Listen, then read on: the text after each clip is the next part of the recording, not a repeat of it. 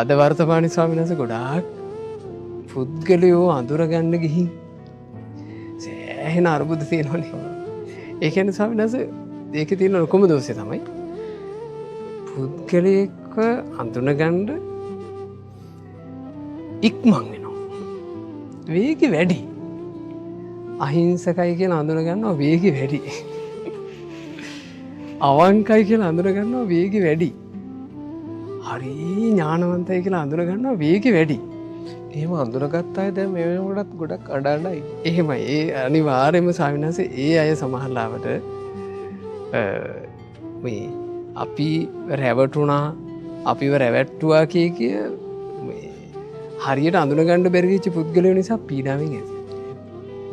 ඒ නිසා පුද්ගලයෝ අඳුන ගැනීමේදී කාලයට ඉඩ දිය යුතුයි නේද කියන එක මම හිතනවා තෝරගත යුතුම කරුණක්. එහෙම විශේෂයෙන් අපේ මේ සාකච්ඡාවන් විශේෂයෙන් ශ්‍රවණය කරන්නේ මේ තරුණ දරුවනේ.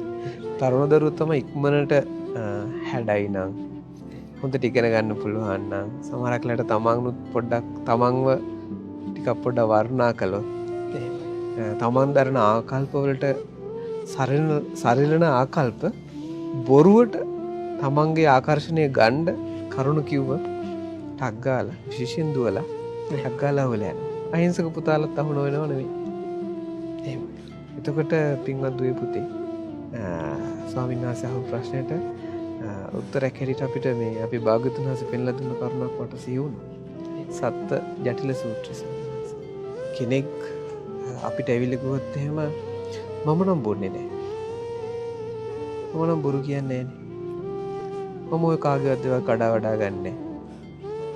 මම නම් බැන්දොත් ඒ කෙනා ගැන විතර හිතන්නේ. මම ඔය වෙන කාන්තාවක් තියා පස්සේ යනවා තියා හිතන්නේවත් එහෙම කියන ගොඩක් අය ඉන්නවා.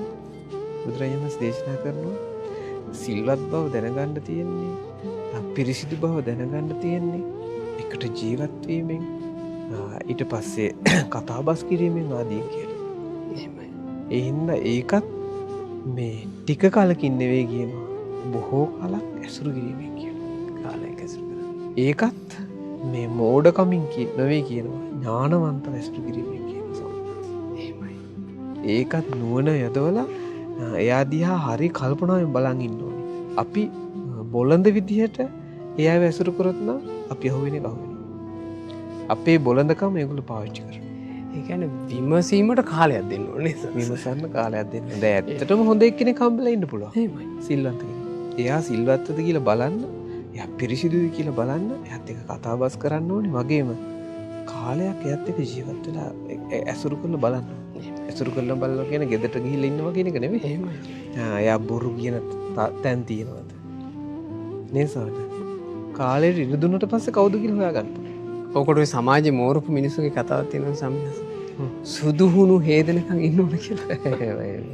ඒ යම් කිසි පුද්ගලයෙකුගේ අර මවලපාන ප්‍රතිරූපේ හේදිලා යනකම් චුට්ටක් බලන්න ඕන තීරණයක් ගන්න කලින් කියලා ඒක හරි වටිනවා. කාලෙට ඉඳ දීලා විශේෂයෙන් සිල්වත් බව ගැන, පිරිසිදු බව ගැන කියන වචන දෙකෙන් තුනෙන් එක දවසෙන් දෙකකින් කෙනෙක්ව විශ්වාස කරලා ජීවිතයේ මේගොල්ලෝගේ දෙපා මුල පුදන්න එපා කියලා මේ කියන්නේ. එහෙම. ජීවිතේ විඳවන්න.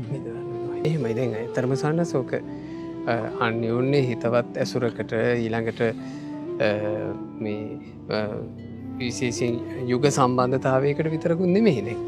අපි ගත්තොත් එහෙම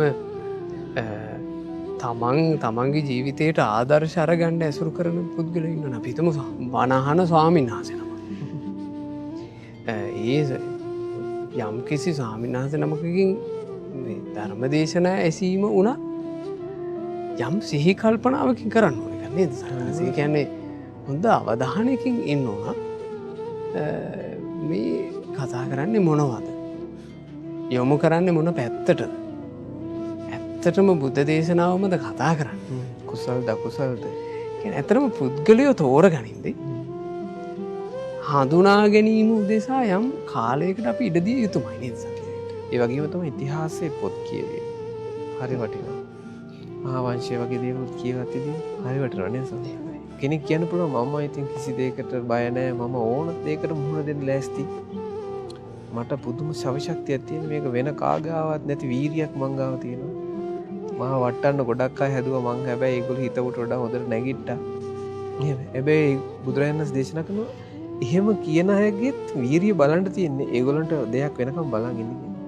ඒ කියන්නේ මහා චරිතයක් වගේ පෙන්වන්න පුළුවන්. පුළුවන්. දැන් සිද්ධවීමක් වෙන්න ඕනේ එයාගේ වීරිය බලන්න. එයාගේ කැපකිරීම බලන්න. නේද? සමහරක් වෙලාවට අභූත චෝදනාවක් එනවා. එතකොට එයාට එයාගේ වීරිය බලන්න පුළුවන්. කොහොමද වැටෙනවද නැද්ද කියලා. ඒවට ඉවසනවද කියලා. එතකොට එතනින් තමයි වීරිය බලන්න පුළුවන්. ඒ වගේම එයාගේ නුවණ, එයාගේ ප්‍රඥාව බලන්න පුළුවන් වෙන්නේ එයත් එක්ක ඒ ප්‍රඥාවට අදාළ ගෝචර වෙන ධර්මයන් සාකච්ඡා කිරීම. ඒකත් එක දවසකින් සාකච්ඡාවක් කළා නෙවෙයි කියන්නේ. බොහෝ කාලයක් කියන කාලෙට ඉඩ දෙනවා. එයා දන්න එකම ටික සමහරට පැය දෙකකින් කියන්න පුළුවන්. එච්චරයි සමහරක්. අපි ඒකට අහු වෙන්න හොඳ නැහැ. එයාගේ විමසීම ඒ පළවෙනි කියපු දහම් කරුණට සමානව ඒකට ගැළපෙන ස්වාක්ඛාත ධර්මයක්මද ඊළඟ සාකච්ඡාව කරන්නේ. ඒ කාලෙට ඉඩ දෙන්න ඕනේ කියලා සම්මත.